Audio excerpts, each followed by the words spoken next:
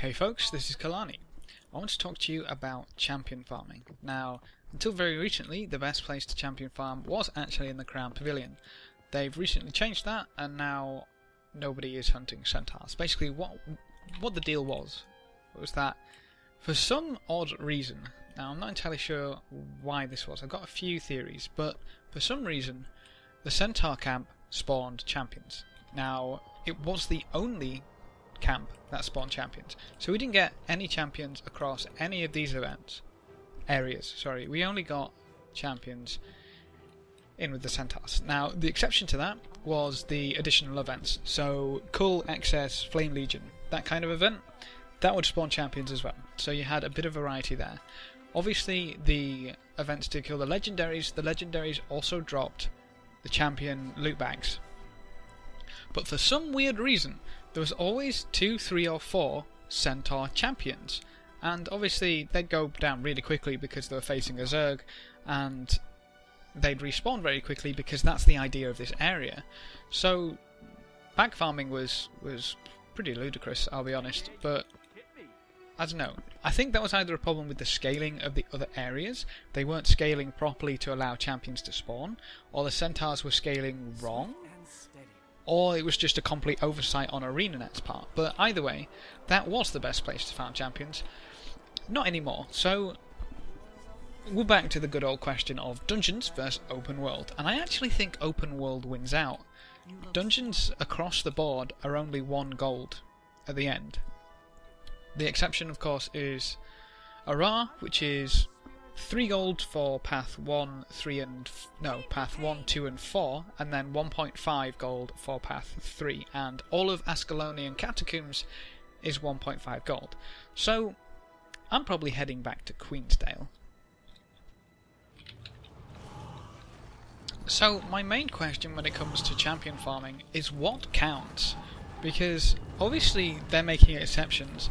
They actually made exceptions for the champions included in the Jormag event, which was curious, considering I did a video talking about whether they will be included or not. But they also now removed the champion centaurs from the loot list. So whereas it might be champion, inverted commas, loot, it seems to be specific champions loot, which obviously becomes a problem if you're trying to look at the best way to farm them. Now remember, this is discussing farming them, not necessarily coming about these loot bags through, I don't want to say casual play, but like not aiming for them. I will be aiming for champion loot bags, so I obviously want the maximum number that I can attain in the most efficient manner. That's what's important, the most efficient manner. So obviously I need to know what counts. And the second thing is, notice that this is a level 11 champion cave troll. I want to know if this was dropped the exact same loot bag as a level 80 champion cave troll. I know we can't find one, but you see what I mean? I want to know if it's the same stuff, or if it scales off of you. Now this is actually curious because that dropped an oversized rucksack, which is yellow, and all my others from the events,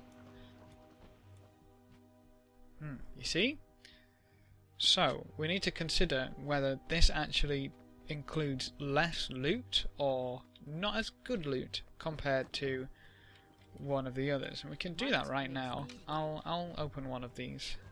So first, the one we just got, the obviously white oversized rucksack. Oh, shiny. 1 silver 10, a level 80 green, 6 small claws. Okay, that's the difference we want to look for, and a drip of liquid karma. Now we'll move those down. Now for the exotic, 7 silver 67, actually a level 76. 2 piles of incandescent dust and a drip of liquid karma. So the liquid karma wasn't different. I obviously got tier 2 from the champion troll versus tier 5. That was actually from the champion legendary, the legendary ogre in Crown Pavilion. And it seems to be that the gear you get, whatever greens, blues or yellows, whatever, can drop. Seems to be that scales to your level, which is nice. But yeah, I thought I'd just have a look-see at that, just to confirm a few ifs and buts. And for a bit of fun, I'm gonna open the rest of these boxes for you. So I've got 51, 54, 8, 60 and 67. We've got 67 boxes to open. Let's have some fun.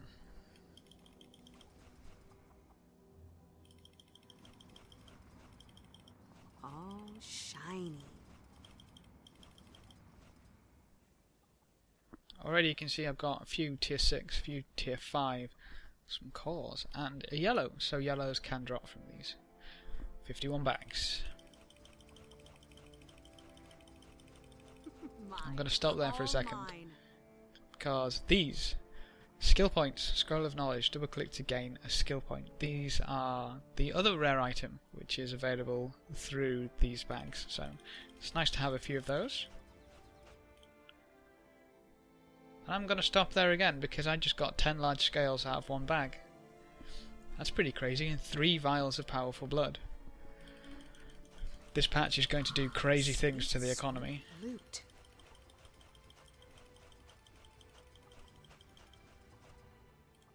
That's kind of sad. So a lot of loot, a lot of... Ooh, a charged core. A lot of loot, let's be honest. Look at that scrolling away. And a lot of coin. That's not bad at all. Sadly I didn't get any skins, I don't think. Nope, no skins. But another 13 skill points, can't really knock that, and the amount of crafting materials. And 57 drips of liquid karma. Not bad at all. But that's all I wanted to talk about in this video. Thanks for watching, folks. Good luck and have fun, and as always, I will see you next time.